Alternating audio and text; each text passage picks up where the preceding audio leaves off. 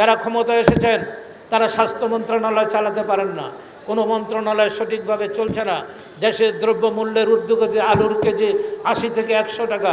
এখন এই অবস্থার মধ্যে দেশ চলতে পারে না, এই নৈরাজ্যের মধ্যে দিয়ে দেশ চলতে পারে না। প্রতিদিন মানুষ খুন হয়, ডাকাতি হয়, এইভাবে দেশ চলতে পারে না। অতএব নির্বাচিত সরকার ছাড়া রাষ্ট্র পরিচালনা করা কারো পক্ষে সম্ভব নয়। আমাদের একটি দাবি আমরা আগেও বলেছি, আমরা নির্বাচনের জন্য, গণতান্ত্রিক সরকারের জন্য যাকে খুশি মানুষ তাকে ভোট দেবে, এর জন্য আমরা আন্দোলন করছি। আজকেও আমরা আপনাদের কাছে দাবি জানাচ্ছি, নির্বাচনের রোডম্যাপ তৈরি করেন। কবে ভোট দেবেন, কবে বাংলাদেশের মানুষ তাদের নিজস্ব ভোট দিয়ে যার ভোট যাকে খুশি তাকে ভোট দিয়ে নির্বাচিত সরকার গঠন করবেন এবং সংস্কারের অনেক ফর্মুলা আপনারা দিচ্ছেন।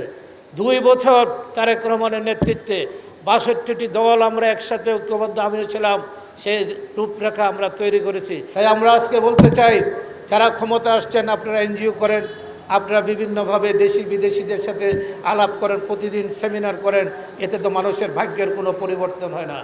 রোড ম্যাপ তৈরি করেন, দেশের জনগণকে ভোট দেওয়ার রাস্তা তৈরি করেন।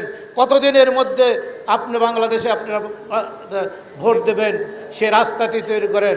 আমাদের প্রিয় নেতা তারেক রহমান বলেছেন, আমরা আগামী দিনে এককভাবে সরকার গঠন করব না। আমরা 31 দফায় সুস্পষ্টভাবে সব বলে দিয়েছি, যারা শেখ হাসিনা বিরোধী এই আন্দোলনে ছিলেন সকল দলকে নিয়ে আগামী দিনে বাংলাদেশের সরকার, জাতীয় সরকার গঠিত হবে। কারণ শেখ হাসিনা এই দেশকে লুট করে সমস্ত প্রশাসন, আইন শাখা, বিচার ব্যবস্থা, সেনাবাহিনীর থেকে শুরু করে পুলিশ থেকে সব ধ্বংস করে দিয়েছে। এই ধ্বংসস্তূপ থেকে যদি জাতিকে দাঁড়াইতে হয় তাহলে সমস্ত দলকে নিয়ে জাতীয় সরকার গঠন করতে হবে। আরেকটি উনি বলেছেন, 2 কক্ষ বিশিষ্ট পার্লামেন্ট হবে। যারা এই দেশের আলেম বুদ্ধিজীবী আছেন এবং বিভিন্ন শ্রেণীর পেশাজীবীর বুদ্ধিজীবীরা আছেন, তারা উচ্চ কক্ষে থাকবেন। তাদেরকে নিয়েই আমাদের নিম্নকক্ষে নির্বাচিতরা উচ্চকক্ষে তারা রাষ্ট্র পরিচালনার জন্য তাদের বুদ্ধি পরামর্শ দেবেন। উনি এটাও ঘোষণা করেছেন আমাদের তারেক রহমান। তাহলে এর চেয়ে ভালো আবার বলেছেন, 2 মেয়াদের অধিক কেউ প্রধানমন্ত্রী থাকতে পারবে না। আবার আমি ধন্যবাদ জানাই সুপ্রিম কোর্টকে, যে শহীদ প্রেসিডেন্ট জিয়া রহমান যে সুপ্রিম জুডিশিয়াল কাউন্সিল করেছিলেন, বিচারপতিরা নিয়োগ করবেন। কে ভালো বিচারপতি, কে ভালো বিচারপতি না, এর দায়িত্ব প্রধানমন্ত্রীর না, এর দায়িত্ব রাষ্ট্রপতিরও না। অতএব বাংলাদেশে যে বিচার ব্যবস্থাকে ধ্বংস করে দিয়েছেন, এর থেকেও আমাদেরকে উত্তরণ।